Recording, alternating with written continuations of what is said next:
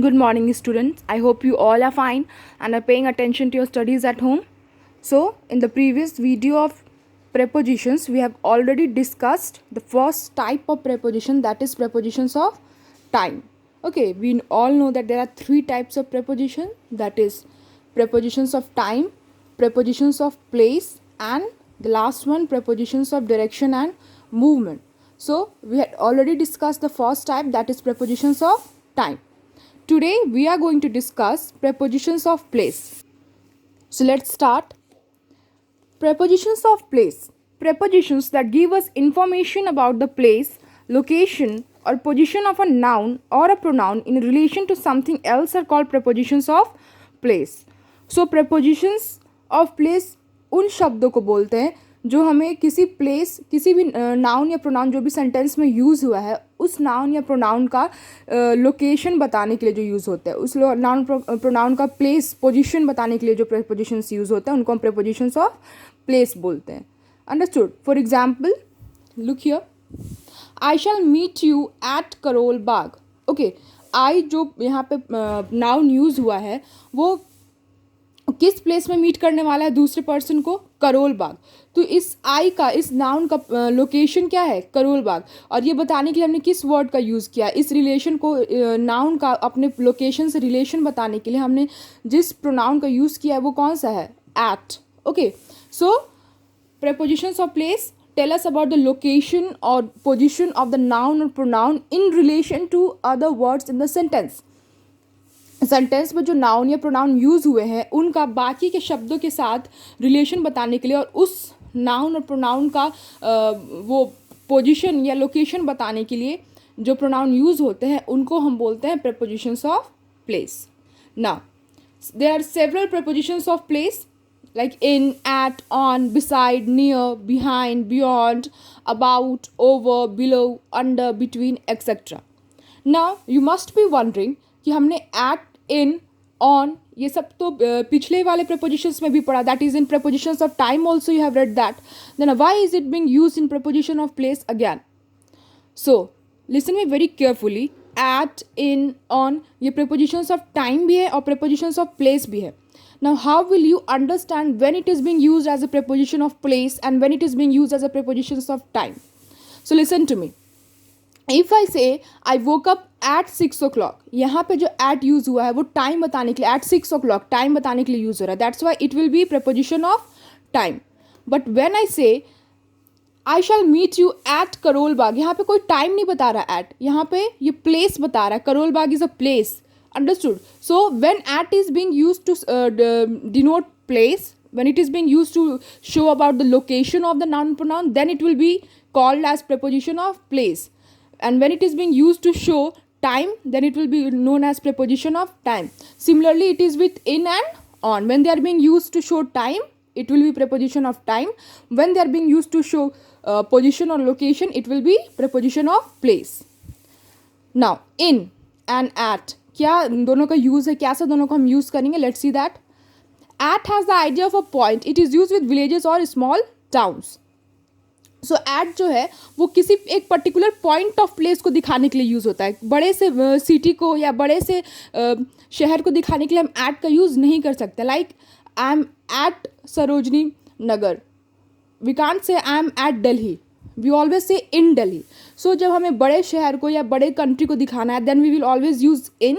And when we have to show a point of time, when we have to show a point of place, okay, particular छोटे से जगह को दिखाना है, part of a city को दिखाना है, तब हम एट का यूज़ करेंगे. Like at Sarojini Nagar, Sarojini Nagar is a part of Delhi, not Delhi. Okay, and in Mumbai is the complete city, big city, that's why we have used in.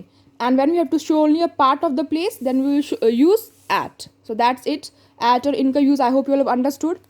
Now let's move on to between and among. Between is used with two persons or things. Between जब हमें दो लोगों या दो चीज़ों के बीच बताना होता है तो हम between का यूज़ करते हैं. But when we have to use जब दो या दो से अधिक या फिर मैनी नंबर ऑफ पीपल के लिए कुछ उनके बीच में कुछ होने का दिखाना होता है, then we use among. Understood. So basically you have to remember that between is use for two people or thing, and for more than two people or thing we use among. Understood. I sat between Arun and Arunima. Arun and Arunima, यहाँ पे सिर्फ दो लोगों के बीच की बात हो रही है, so we will use between. I enjoy being among my friends. Among my friends, यहाँ पे फ्रेंड्स लिखा हुआ है, number of friends is not mention, so will always use among. जब क्लियरली मैंशन हो कि सिर्फ दो लोगों के बीच बात हो रही है तो ही हम बिटवीन का यूज़ करेंगे, नहीं तो हम अमंग का यूज़ करेंगे. Now on, upon. Now when we will use on and upon, let's see that both on and upon can be used while speaking of things at rest. जब कोई चीज़ rest पे है, जब किसी चीज़ में मूवमेंट नहीं हो रही है, तब हम on का भी यूज़ कर सकते हैं और upon का भी यूज़ कर सकते हैं. दोनों का मतलब होता है ऊपर, किसी चीज़ के ऊपर दिखाना. Understood. But upon is use with things in motion. But कोई चीज़ अगर मोशन में है, किसी भी चीज़ में अगर मूवमेंट हो रही है, तो सिर्फ और सिर्फ हम अपॉन का यूज़ करेंगे, ऑन का यूज़ नहीं करेंगे.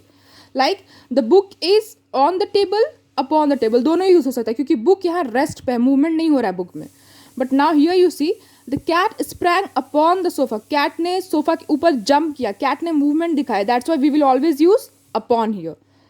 आई hope it's clear. Now above and over. Both above and over mean higher than, दोनों का मतलब होता है higher then.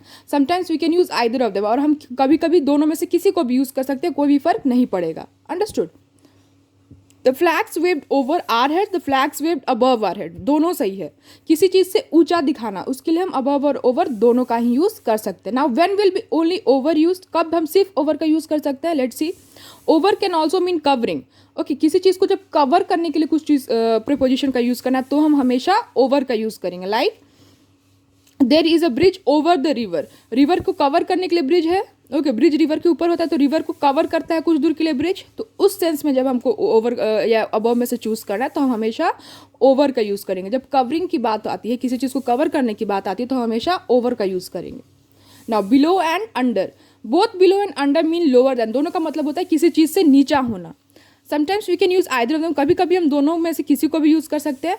But under also means vertically below. Under also has the idea of contact. Okay, जब lower than दिखाना है हमको तो हम बिलो और अंडर दोनों में से किसी का यूज़ कर सकते हैं. बट जब हमको किसी चीज़ से कॉन्टैक्ट दिखाना है, अगर एक चीज़ का दूसरी चीज़ से कॉन्टैक्ट दिखाना है, अंडरस्टूड, रिलेशन दिखाना है, तो हमेशा बिलो का यूज़ करेंगे. Like let's see here, sorry, तब हम हमेशा अंडर का यूज़ करेंगे. अगर हमें किसी चीज़ से कॉन्टैक्ट दिखाना है, जुड़ाव दिखाना है, तो हम हमेशा अंडर का यूज़ करेंगे.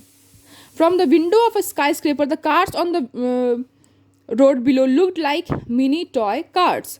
नीचे रोड पे, विंडो से तो नीचे ही होगा रोड. ओके, तो रोड पे यहाँ बिलो यूज हुआ है, पर आप यहाँ पे अंडर भी यूज कर सकते हो. Understood. The tired traveller took shelter under a tree. The tired traveller took shelter below a tree, दोनों सही है यहाँ पे. अंडरस्टूड. यहाँ पे बिलो भी यूज़ कर सकते हो आप, यहाँ पे अंडर भी यूज़ कर सकते हो. नाउ